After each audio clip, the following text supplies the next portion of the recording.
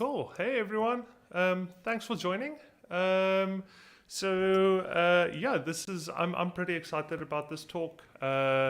So I kind of met Brett at DevConf, and I so he did a talk as well at DevConf about this specific topic, and obviously it's such an interesting topic, and for me as well, that I really wanted to invite him to come talk at Frontend Development South Africa as well, purely just because I think like there's so much that can be unpacked purely from a front end perspective, and also just so I can maybe ask even more questions because it was kind of like time sensitive at the conference. So I'm hoping like this is going to be insightful for you guys.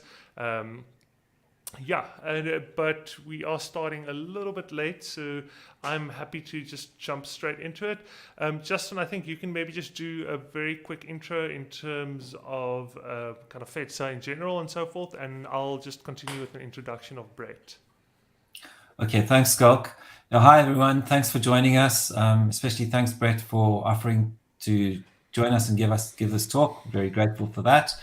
Just a couple of things. If it's your first time at FEDSA, we are Frontend Developers South Africa. We're a registered nonprofit. We've been going in some form or another for 10 years now. Our mission is just to, improve the front-end development space in South Africa. If anyone's interested in giving a talk, please get in touch with us. And the best way to do that is via the ZA Tech Slack. Right, so we've got two long-term sponsors who've been with us for a long time, and that's NML, who have been sponsoring FEDSA in various guises for 10 years now. So thanks very much to them. And then our second recurring sponsor is IO, which is IO Digital, a dev company in Cape Town. And we have a very good relationship there with Liesel Bester, who's their operations manager. So thanks very much to them as well. They allow us to pay the bills, and that allows us to bring you these streaming events. So thanks very much to them. Right, then we've got two upcoming meetups. I'm just going to tell you about those quickly. So in April, we did a weekend hackathon for a local community radio station in Cape Town called The Other Radio. And we're going to be doing another session following up on work that we did then. And that's going to be happening on the 28th and 29th of April. It's a React code base. If you're familiar with React, or your way around CSS or Django or Heroku, or you just want to come and learn, please join us for that. You can sign up on Meetup, and all the information that you need is there. And then sorry, I've got the wrong date there. It's the 28th and 29th of May. Apologies. 28th and 29th of April is in the past. Okay, so it's the last weekend of May. And just please note also, you're under no obligation to come and spend 2 entire days with us. If you can make an hour and you want to pop in and see what's happening and meet some people, you're more than welcome to do that. And you can also join remotely. We have a channel on ZA Tech Slack again called FEDSA Other Radio. And if you join that channel as well, if you're interested, we'll be sharing all the relevant links and everything in there. So 28th and 29th of May, not April. Then on June 15th, and this is live on Meetup as well, you can go and check it out and sign up. We have a talk on micro front ends by Zandor Schaffer, who's spoken at FEDSA Meetup before on design systems. Really knowledgeable, experienced senior dev who always has very, very interesting ideas and things to say. So I highly recommend that you join that one as well. Right, then I'm just going to go back to Skulk to finish introducing Brett, and then we'll get into the talk. So maybe also just like on what Justin just announced. So first and foremost, with the hackathon, even if you just show up and you just want to hang out, see what people are doing, like that's also perfectly fine. I know there are people that don't essentially have laptops and stuff, and maybe you're just interested in kind of the development space and whatever, but you don't necessarily know how to contribute. Just come hang out with us. There's going to be pizza and stuff. Also if you're designers or whatever, like you always need like a range of skills for these type of things. Also worth noting that our friends at ZAP, which is South African Product Design, have a kind of a monthly meetup also on Monday if you are in Cape Town, so an in-person meetup at Cape Town Creative Academy. I'm also going to be there. I think Justin might be there. Also maybe check them out. There's a lot of like both Justin and I are kind of like part of the team there as well. All right, so let's get into it. So first and foremost, all questions in the text chat. So we tend to just like take questions by means of text chat, and then usually we just read it to the speaker whenever they kind of pause for questions or afterwards. So obviously with Brett, it's no exception. So please, I assume there's going to be loads of questions. So please do share them in the text chat on YouTube. All right. So I think we can get into the meat of this. So sure, like I'm a bit conflicted because I told Justin I'm not going to be able to attend the entire evening. I'm kind of recovering from a bit of a flu, so I'm just rather gonna like be cautious and rather go to bed early. But like super jealous. Luckily I watched the recording afterwards. So just a bit of an introduction in terms of how Brett ended up here. So as mentioned, I went to DevConf about a month ago. He did a talk there on the topic of coding as a blind developer, and sure, it was a really great talk. And I think I had so many questions after the talk that I kind of reached out to him, and I also thought about maybe having him do the same talk here as well, where we can maybe have a very specific focus on front end, because I think specifically within the world of front end, accessibility is one of those things that like I think both Justin and I feel very strongly about. And it's also worth noting that today is Global Accessibility Awareness Day, which I think we kind of forgot to mention, but like this is also kind of to line up with that. Last year we had several people also talk on this exact day, and we also had the original founder of Global Accessibility Awareness Day also kind of join in. So this is a thing we do annually, yearly. And this year is no exception. I don't want to take up too much of Brett's time. I'm happy for him to maybe do a bit more of an introduction that maybe does him a bit more justice than I am able to. And I think maybe let's just first and foremost, Brett, if you can maybe share your screen, let's see if we can just get that working. And then I think Justin can just throw you up on the main view, and we can take it from there.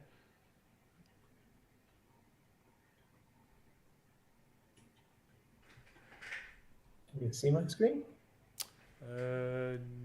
No. Justin, can you see it on your side? I can't see it now. There we go. There we go. Cool. All right, guys. I'm going to head out, but you are in the very capable hands of Justin, who will be doing the questions and whatever. Then hopefully I'll chat to some of you soon. All right. Cheers, guys. Cool. Thank you so much for the opportunity to speak to you guys, and thanks for the introduction, Scope. So if you see something strange moving around on the screen, it's like a visual indicator of where my reading technology is. I wanted to try and get rid of it. Skulk felt it's a good thing to include it. You can see what's going on. This is sort of our roadmap for today. There's a bit of a fun element. I'll share some of my background. I do for a few minutes a live coding demo, just just so you can get a feel of how I work. And then I'm going to talk about common things that people ask me are like, how do you deal with whiteboarding sessions, pairing, picking up work, and then a big thing we often don't think about is social integration. And another fairly important thing is mobility. So if you're taking on a blind person in your team, how can they get around? Do they need to get around? Is it safe? That kind of thing. Is everybody aware of the person's, that the person might have a couple of other requirements? Yeah, and then tooling is, I guess, also, what are the toys that I use to be able to do my job? So before I move to the next slide, just a brief note on the fun. So because I can't, I just want to mention this presentation I hand coded using HTML. So, and this is also, I'm trying to give you, like a window into my world, how I typically do things. So I could have used Google Slides or something. Those are not easy to use for me. So simple HTML it works well. So I hand coded this site, and attached to that, the reason I mention that is you will see my slides are fairly plain and don't have a lot of graphics and pictures and stuff. So to compensate, I added a bit of a fun element. So on each slide is a puzzle. You can attempt to do them, don't do them, I don't mind. And right at the end, I'll give you the answers. All right, cool.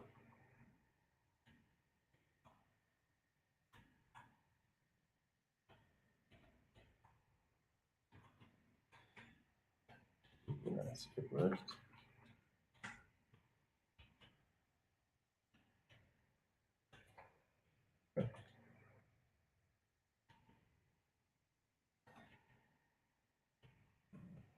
Sorry, just bear with me. My computer's gone crazy.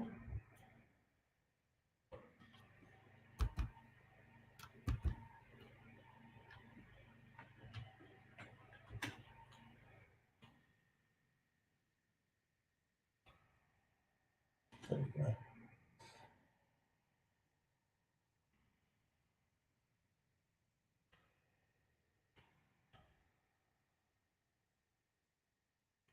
Yeah, okay.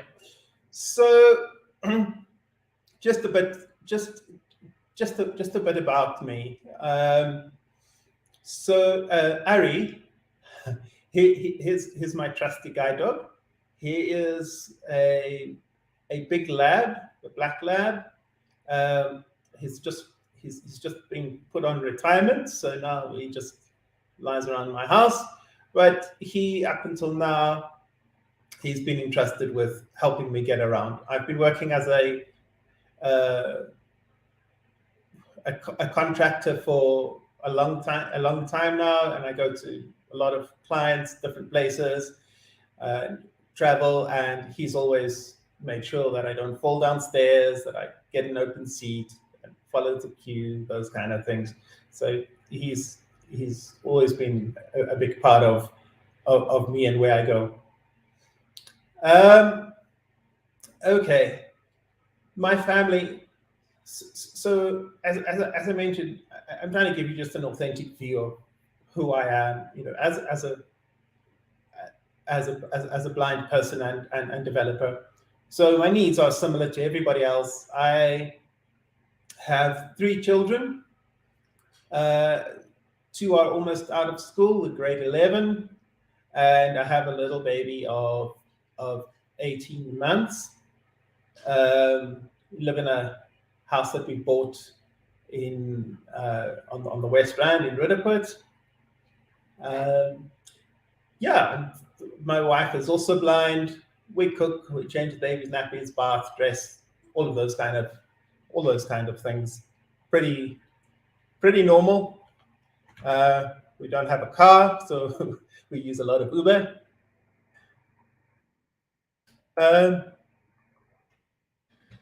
Yeah, so I don't want to go into a lot of detail about my eye condition. It's called fever. It's a degenerative condition, so I wasn't born blind. I lost my sight at age 6. It is treatable if caught in time. Unfortunately, by the time they knew what I had, too much damage was done.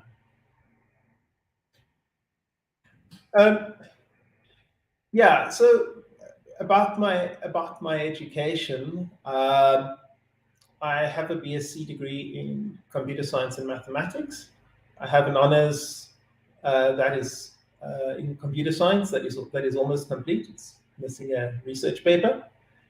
I studied at the University of the Witwatersrand. Yeah, probably one of the toughest things I did in my academic career, but it has helped me a lot in my career. And my hobbies, yeah, I'm a very keen guitar player. So anybody wants to jam, I love playing guitar. I'm very fond of especially acoustic guitars, and I am a very keen chess player. So I've added my VChess ID. Anybody wants to have a game, I'm always ready.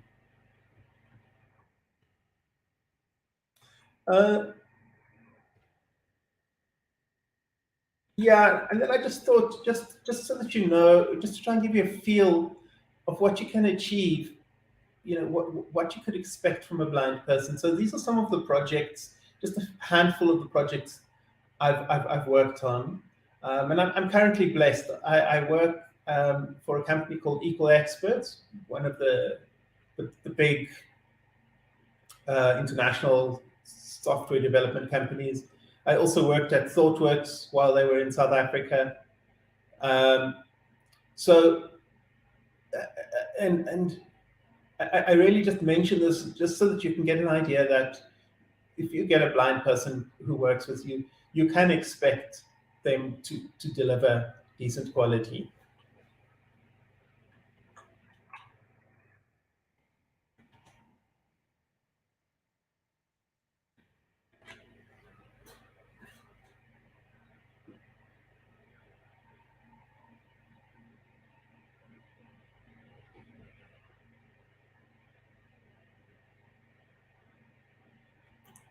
Okay, so now it's time for me to spend a few minutes doing live coding. I'm going to time box it to just like 5 minutes, so we might not get through this whole spec, but it's just so that you can get a sense of me of how I do my job.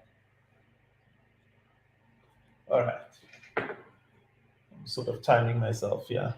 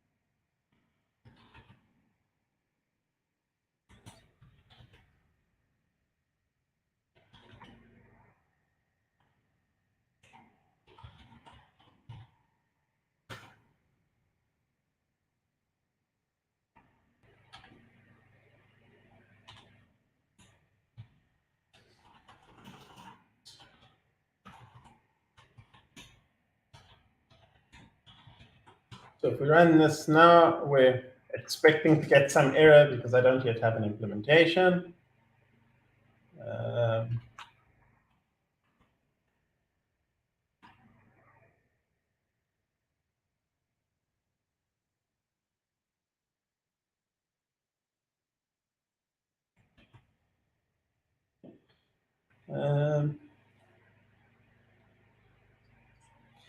All right, I've already taken up 5 minutes and I've just written a test. So I'm going to leave it there. But typically, I code like this in a command line using Vim. My setup tonight's not as comfortable as I'd usually have it, so that I could try and get the screen to be full screen for you guys. But just to give you a feel of how I do this.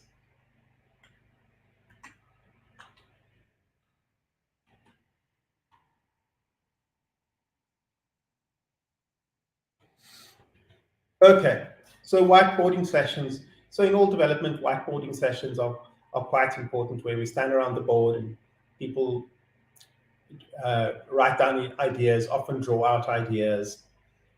And I'm always asked, how do you deal with this? And I find the best thing to do is to ask people to talk about what they are doing. Ask people to articulate what is being drawn. So I would listen to what is being said, what is being drawn, what is being discussed, and then I would start asking questions like, okay, could you please tell me about this? Could you please tell me what this picture is representing and how things hang together? So I find that dialogue is probably the best thing. Also, often asking people if we could maybe get like a text representation of the artifact afterwards.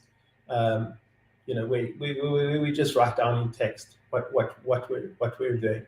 Recording these sessions can also be helpful.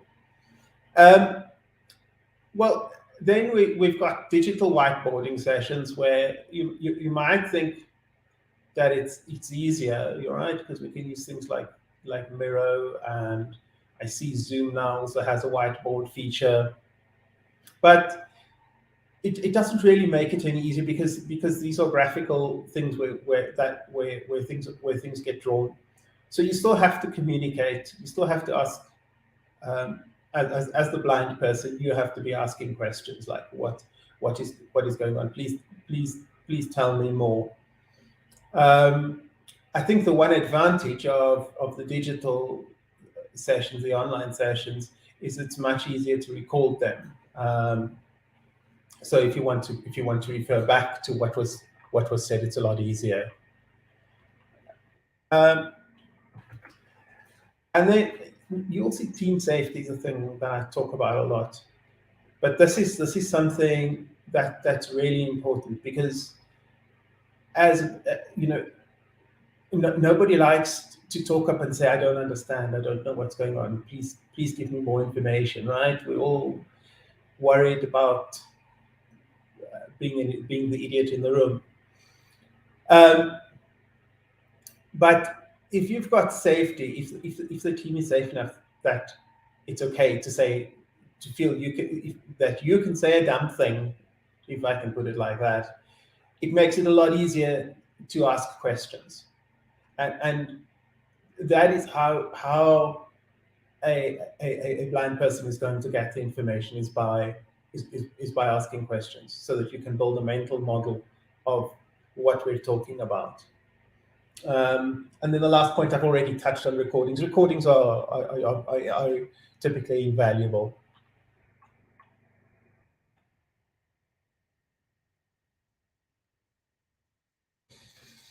Okay, pair programming. It's something I do a lot of at Equal Expert. So I thought I would just briefly talk about the mechanics. So it's typically not very nice for other people to use them. So if it's a physical pairing session, I would usually use my own computer and the other person theirs, and we would be communicating. We'd say, okay, I'm currently looking at this particular file. I'm on this line, and then I can open the file on my side and go and have a look, and we can have a conversation about what we're doing. Typically, I would be running stuff from a command line. I tend to be on a lot of Java and Kotlin projects. So my colleagues are typically using something like IntelliJ or Eclipse. And then the other thing I want to do, the other thing I want to mention here was rotation. So that a blind person is not the responsibility of a particular person. We need to all rotate. Rotation within teams is anyway healthy, because everybody should be learning what's going on in the team. Also, if stories are in flight for too long, it's a good idea to swap the pairs around a bit, so that you get some fresher eyes on the work in play. And then with remote pairing, let me just go back to that. There are a lot of tools that work quite well. Although I usually use Vim, VS Code also works quite well, and the live plugin. I've also used Screen Hero. Also used like just playing Zoom, just sharing my screen. Sometimes allowing remote control. So those are all things that can work quite well.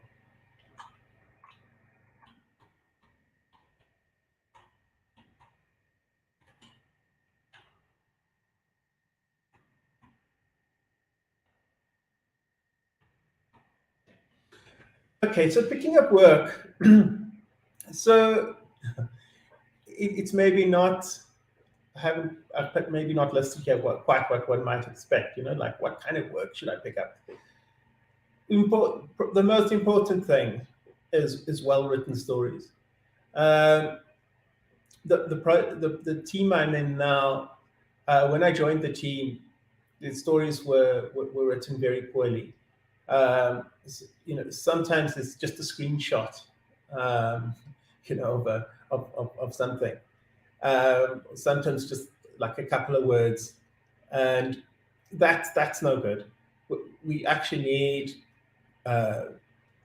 proper text that's saying stating what the problem is, what needs to be done, what the acceptance criteria is, and that really helps me as a blind person. It's not only good coding practice, but that extra information really helps a lot. And then a question people often ask me, can a blind person pick up a front-end story? Should you only be picking up back-end stories? Well, I worked at Standard Bank's internet banking on the front end. So absolutely you can. I also worked at Discovery on their Vitality app. I did some iOS development there. And there are two parts to this. The one is that even on front-end projects, there's a lot of code that gets written that is not user-facing specifically, right? It's not displaying anything. It's making calls to fetch data, putting it in the right structures that it can be rendered, all of that good stuff. Then when it comes to actually displaying stuff,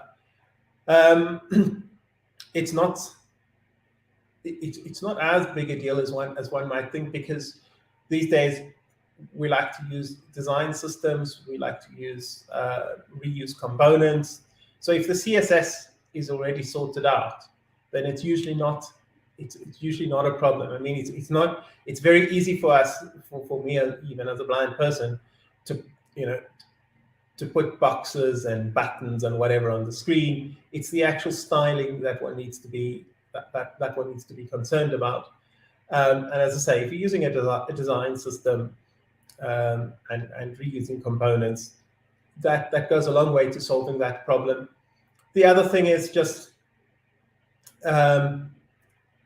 if that doesn't solve the problem, then you just need to consult somebody to help you make sure that visually your stuff is aligning as expected and has the right colors, etc. But I usually find the way you pair with people in the team, that gets sorted out, that it's not a big issue, and you tend to try and work towards your strengths, I think. Yeah, and then back-end store as well. I mean, they're well suited to a blind person, because you don't have to worry about what the visual output is. Most of the stuff I end up doing is kind of in that space.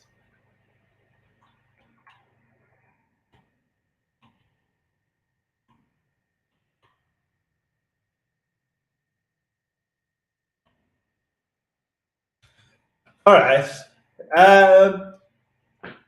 So I thought I'd give you guys a joke. The other day I went to my doctor, and he said, for your blindness, have you considered a seafood diet? Well, I can tell you guys, it's not helping.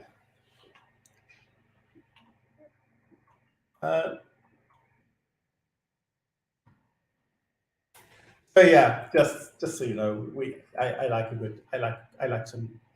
some jokes. Okay, so when planning activities, it's good just to consider if you have a blind team member, just to consider the person. You don't have to cancel a task if the blind person can't participate, but just maybe run it past them, tell them this is what you're doing, we'd like to do, how do you feel about it, we hope it won't offend you. And it's absolutely fine. Sometimes there are compromises that could be made, that you could pair up with somebody to complete the activity. Sometimes you just set up, or sometimes you don't. People are going go-karting. You just go and be moral support. It's not an issue, but it's just nice, to be included in that process. Yeah, I think this point of not making decisions on behalf of a blind person, that is quite an important thing, right? Like deciding for the blind person where they should sit, or what kind of meal they should have, because maybe letting him choose, you might choose a messy meal or something like that. Just come and speak to them like a normal person, or we can't send this guy to a conference or somewhere because he's blind. How is he going to travel? No, ask him if we'd like to do this. We would like to include you. You know, how do you feel about it? Yeah, then the next point sort of follows from that one is check if somebody actually needs help, right? So if you see somebody trying to cross the road, and you're not sure if they need help or not, just ask them. Don't just come and grab them by the arm and take them where you think they need to go, right? I've had people like, maybe they know in the mall I typically go to a particular shop or something, so they see me and they just grab me by the arm and try and drag me there, not asking if that's where I want to go, you know, because maybe actually I want to go somewhere else. Maybe I don't need their help. Or if people just like randomly put sugar in your coffee, thinking that everybody takes sugar in their coffee. And then I think finally the thing that's really important is, as blind people, we still have the desire to want to contribute to the team, to what the team is doing, both work-wise and socially. So, you know, when planning activities and stuff, give the people in the blind people in the team tasks to do as anybody else would do. You know, don't give them a pass. Make them participate.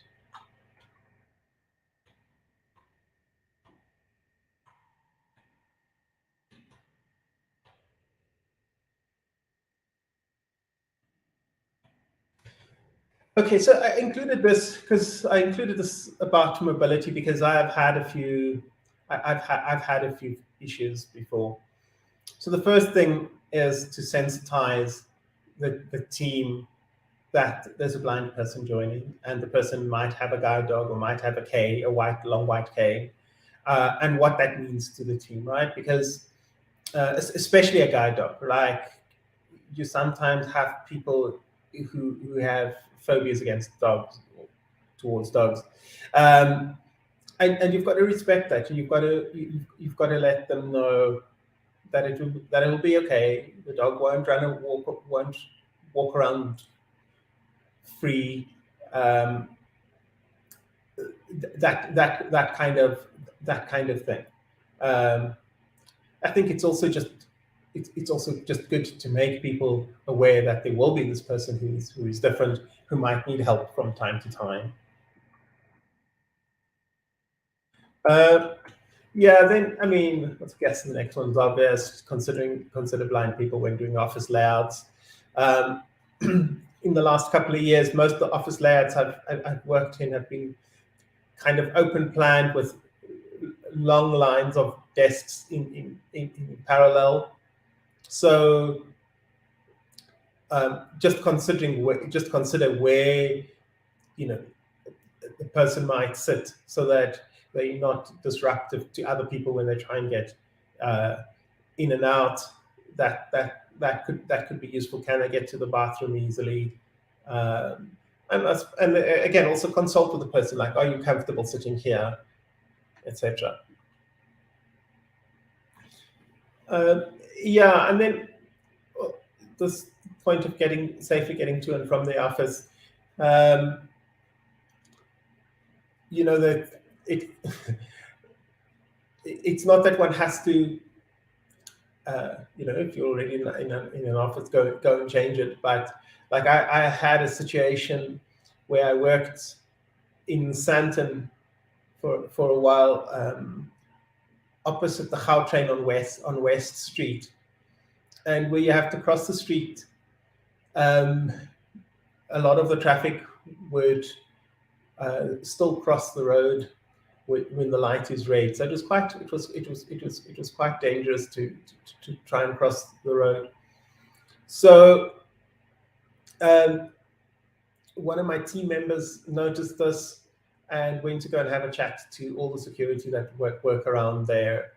And so then they would be on the lookout to make sure that it's safe when I'm crossing the road. So I'm not I'm not saying that offices need to be chosen with disabled people in mind necessarily. Just be mindful to try and make it as safe as possible, and at least make them aware of possible pitfalls.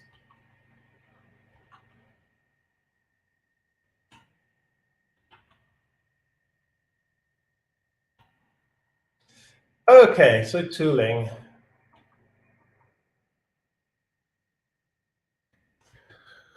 Okay, so my computer setup. So I use very standard computer.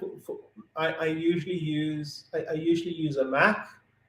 I mostly work in the terminal. I use a braille display when I'm coding to read. So what the device is it's a line of braille letters, refreshable braille letters. Well, I say, yeah, they're all in a straight line. You get them in different sizes. The most common size is 40 characters. And then we use panning keys to sort of pan to the left and the right and scroll up and down. I like using that for coding, and especially in the terminal.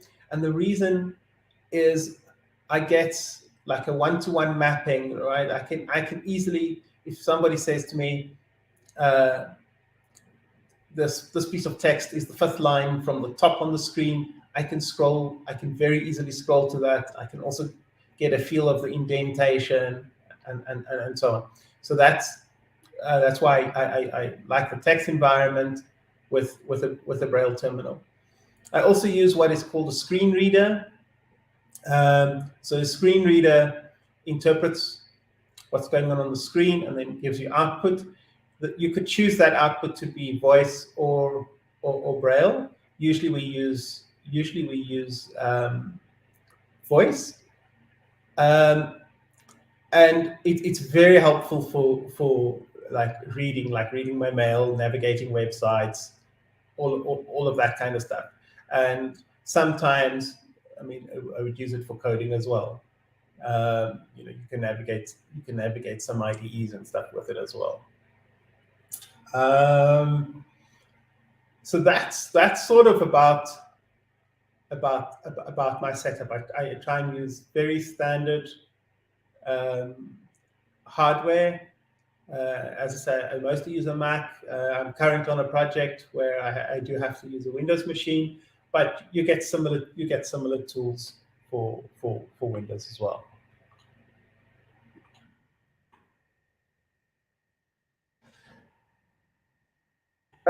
Yeah, okay. So for development tooling, yeah, as I say, most of the time I use Vim as my editor. I can use VS Code. IntelliJ is sort of okay. Xcode works quite well. But yeah, automation is like my friend. I love running things from the command line. Love all tests to be completely automated, pipelines, etc. In terms of collaboration tools, so I touched on some of the pairing tools earlier. So you can use Screen Hero, Zoom, TeamViewer. There are a lot of these tools out there. They all work fine. In terms, some of the tools, like with messaging tools, some of them that are a bit iffy, like everybody's using Slack these days. So the screen readers do kind of work with it, but you don't get to all the features. Getting to some of them is quite tricky, but it does work. Teams also works. The other collaboration tools, Zoom works fine. Skype, all of those tend to work quite well.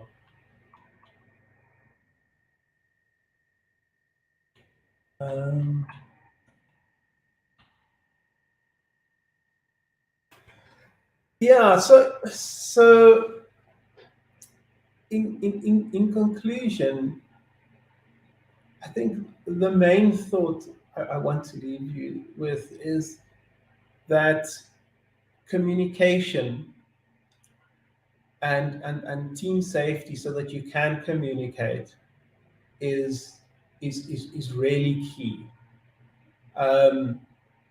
Because if you have the freedom to ask questions and to express your needs, and anybody in the team who is able to express that, whether it's towards the blind person or anybody else, just makes it so much easier. I'd say that that's probably the most important adaptation that you need in the team, and it's something that a team should have anyway. But is this freedom to communicate and ask questions and to be heard, and having empathy with one another.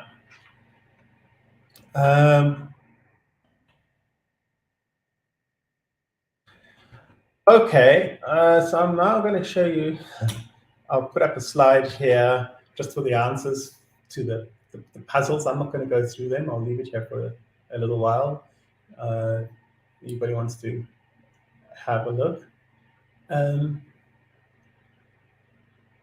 Just maybe if there are any questions, we could start taking.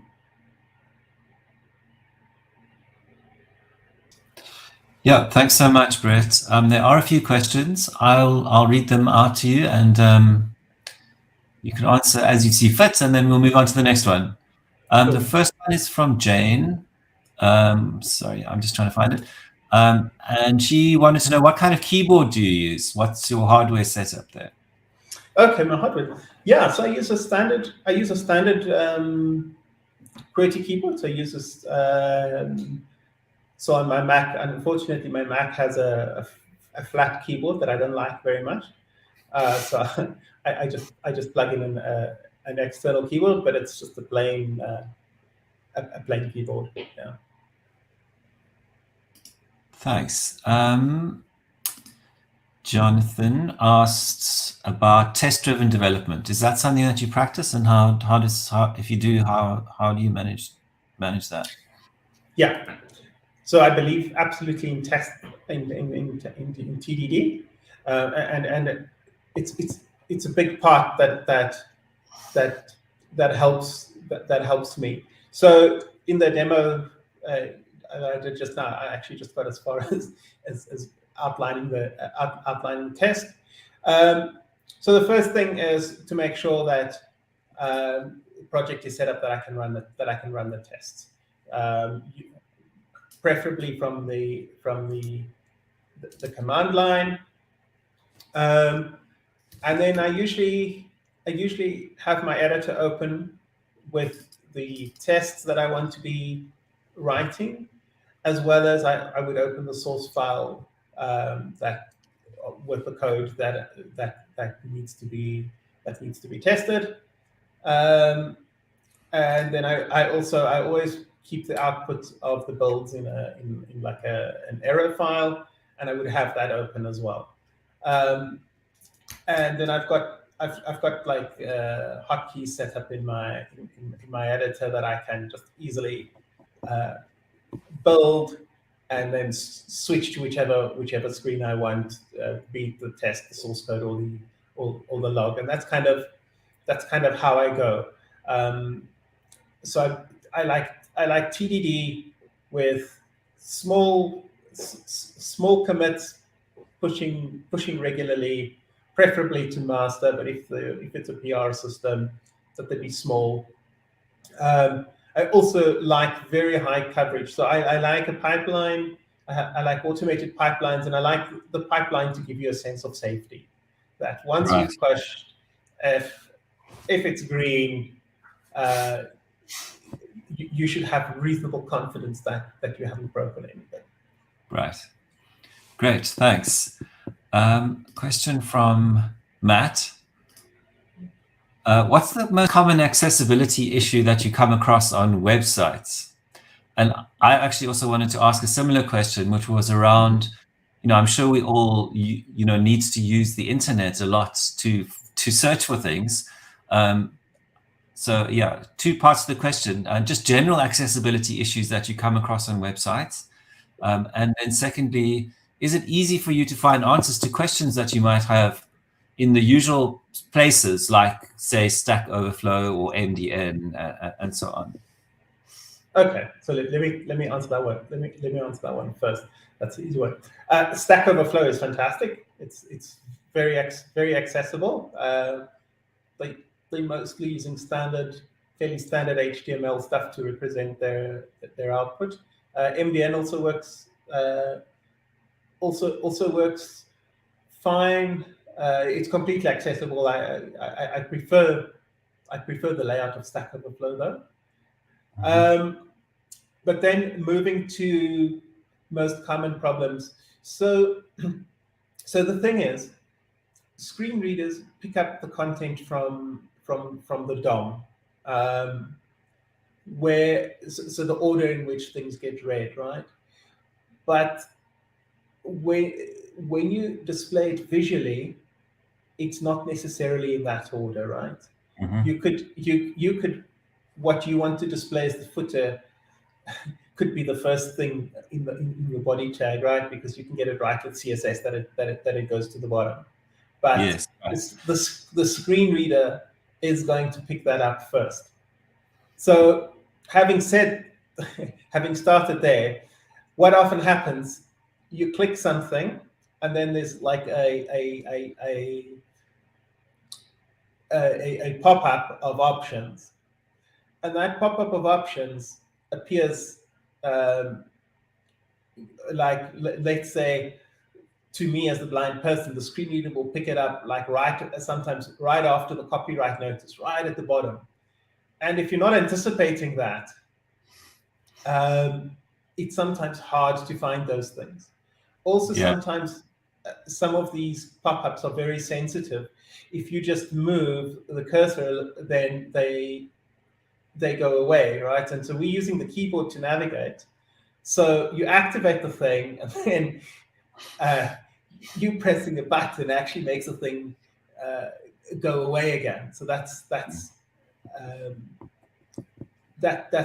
another problem that you often face. Sometimes I don't actually know how Jira does this, but like Jira, some of the things you have to click on in Jira, with the screen reader, they don't always behave properly. I haven't looked into why that is. But yeah, like I think the biggest thing is using things for what they're meant to do, right? So if you want a button, try and use a button. Like I've come across sometimes like where people will make a span clickable just because they want to get a particular effect. Makes it very very difficult for somebody with a screen reader to try and use that. Right. Yeah. As soon as you do that, you're removing all the built-in accessibility that is attached via the API to a button. Yeah, exactly. How do you find forms in general? That they are mostly poorly constructed or okay, or forms are okay. Things that I have to mention this. Things that are sometimes tricky. I mean, it's not a native form element, but our calendar implementations, and they're actually notorious for, like, you're trying to navigate the calendar and then things are right. Coming and going, and that can be they can sometimes be very challenging to navigate. I find that a lot of the toolkits that we're using, like a drop-down list, isn't a native drop-down list anymore. It's some fancy JavaScript thing. So I mean that sometimes makes it more difficult for us to, for you as a blind person navigate it. But in general, like filling in a standard form with some text fields and checkboxes, and that is fine. Except like recently, some of my colleagues actually created like a survey, and they didn't have actual questions. They had images, and you had to tick which ones you liked or which ones you wanted or whatever. Right. Which can be. I mean, that's not helpful. Yeah. Okay. Great. Thanks. Question from Matthew. Interesting one, I think. What do you use more often or find more integral to your role as a dev? The text-to-speech screen reader or the braille output? Okay. So for navigating, so if I'm coding, braille output, definitely. If I'm just doing other things, reading my mail, browsing the web, I would usually use speech. And if I find, like, let's say I do a Google search and I find something that's on Stack Overflow, and I want to read the code snippet, then I'll often copy that into an editor and go and read it with my braille display, so that I can I can get a good grasp of it. Right. Thanks. Jonathan also kind of commented on that. Does the braille, it must be useful for when you need to distinguish between words that sound the same but are spelt differently. Is that an issue Yes. that you encounter in the speech-to-text quite often? Yes, definitely. Yeah, so because speech to text kind of goes on how things sound phonetically. So Yeah. I suppose if you spell shoe shoo, it'll still say it'll still say shoe. So braille output. So also, like, if I'm writing a document, myself, I would read it before publishing. I would read it with the display to make sure that it's as I anticipate. Also, the speech, I set the speech really fast because it gives you so much information, so much extra information. Sometimes, like, it'll it won't necessarily just read the text associated with the link. It might read the whole href with it and tell you that it's a link and all of that kind of stuff. So to get through that quickly, I end up having the speech really fast. So picking up small differences could be difficult, is sometimes difficult. Right. I guess you can often discern from the context, though, right? Yeah, no, you can, definitely. There are two questions from Skulks, but they're different Skulks. Cool. I'm going to do the second one first, which is from Skulk Fenter, who you know. Yes. He said he just popped in briefly to ask, what are some websites that you think are good examples of how accessibility should be done? I know you mentioned Stack Overflows and MDN as ones that you think do accessibility well. Yeah. Are there others that come to mind? Yeah. Lichess is actually a great one.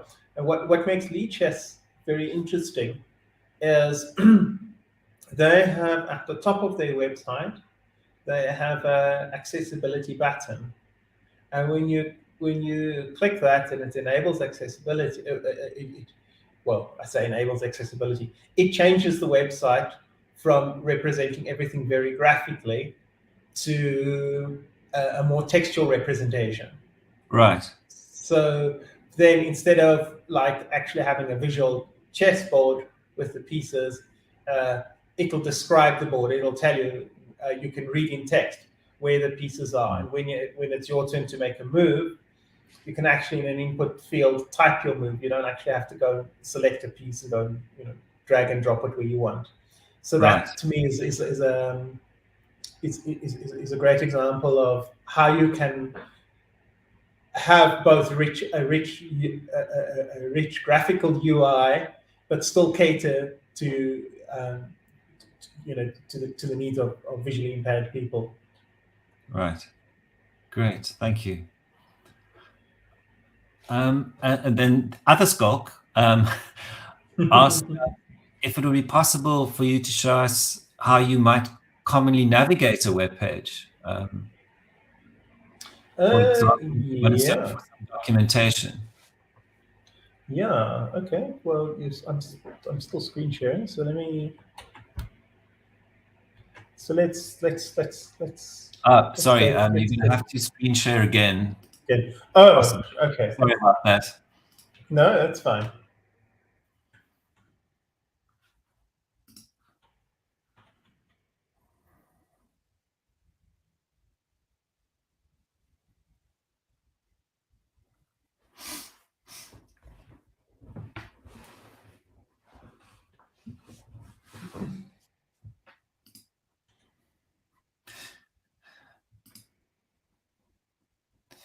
StreamYard isn't a very good example of being accessible, is it?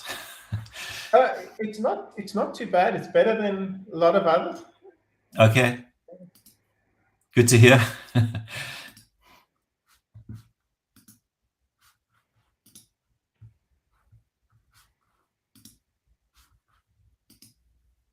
Okay, there we go. It had quite a couple of buttons I had to try. I had to press but you are there. But they're all well labeled. Okay. So, okay.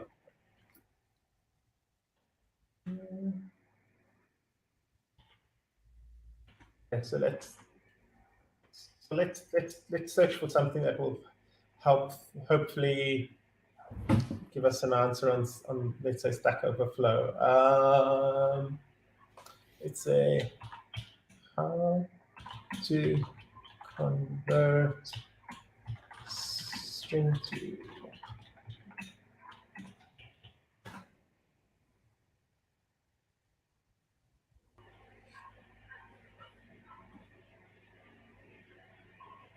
okay. So so now what the screen reader allows me to do is I can interrogate the DOM by different elements, right? But different so I don't know if you can see now, for instance, I have a thing here that says heading. So I can now, we can see it. Can now, and there's form controls, links. So I'm going to go down. There's a feature.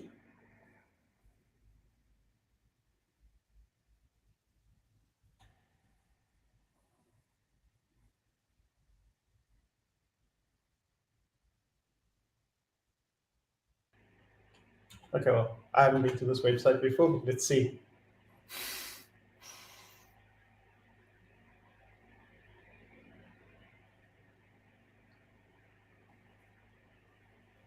Come on, website load.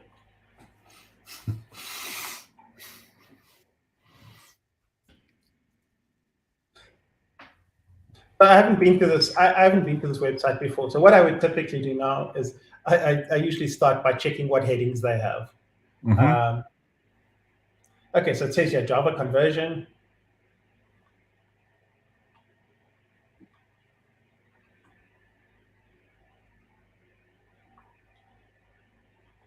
Okay, so this looks useful. So then I would come down here. And now I'm navigating with the key. I don't know if you guys can see where I am, but yeah, we can. We're following. Saying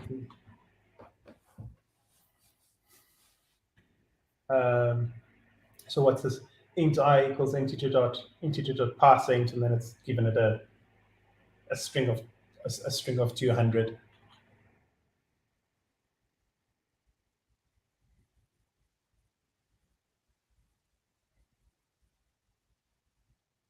So yeah, I don't know if that kind of answers the question, but that's kind of how I would go. Yeah, definitely. That's great. Thank you. And then I think there was a search. Like I could just show you. Like yes. Like it could be something like. Mm-hmm. So yeah, That's great. kind of And how I'd go about it. and that is Mac OS system voiceover that you're using there? Yes. Yes, right. That's great. Thanks so much. Another question from Jonathan,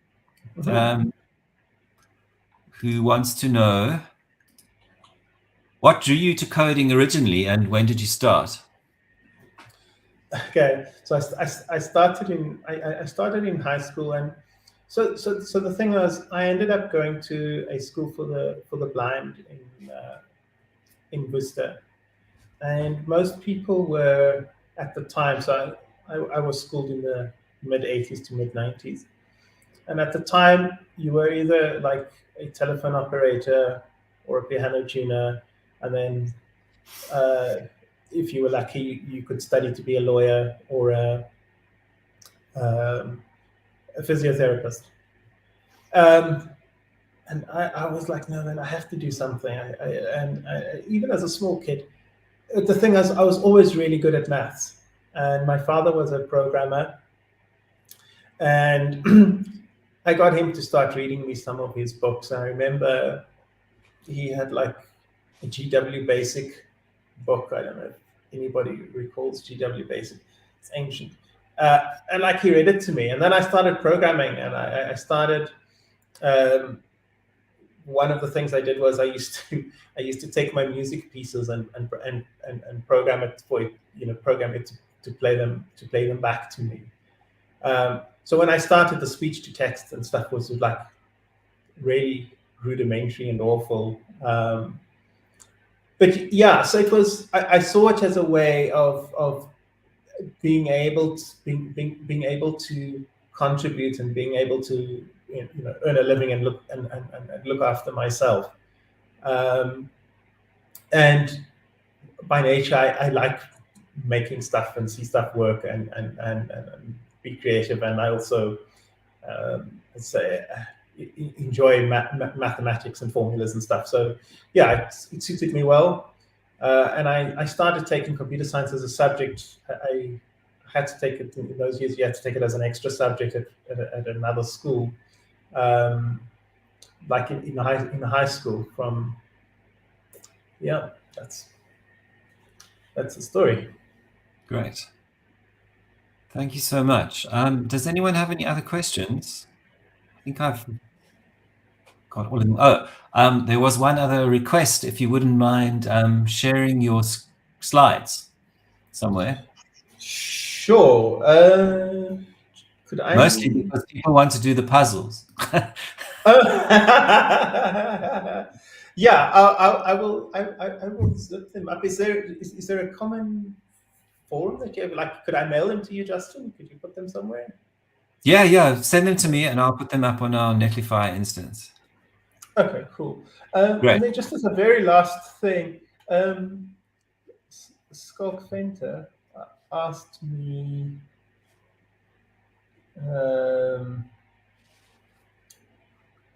about some sites about making websites accessible. Yeah. So I just wanted to show it. It'll probably be most useful if when you share the slides. But I just listed a few websites. So one of the sort of useful things is some information about ARIA, and then the other thing is there are some testing tools that you can use to test the accessibility of especially websites. Yeah, great. Thanks. Cool. Okay. I don't think there are no more questions coming in. So, Brett, I just want to thank you so much for taking your time to come and speak to us and do your presentation and show us how you work on a day-to-day basis. It was really, really interesting, and and on Global Accessibility Awareness Day as well, which was a nice little extra thing on top. So I'm sure we've all got a lot to think about after after your talk. So yeah, thank you so much. Very grateful to you for taking the time to join us tonight. No, thank you for having me. And thanks to everyone who joined. Keep an eye out on, you can join. Remember, we've got some upcoming things, which you can check out as usual on Meetup. All right, and we will end it there. Recording will be up. It usually takes 24 hours, so you can, if you want to watch again and see some things that you may have missed, and also share as wide and as far as you can. I think that would be really great. A request from us. Okay, thanks very much, everyone. See you next time.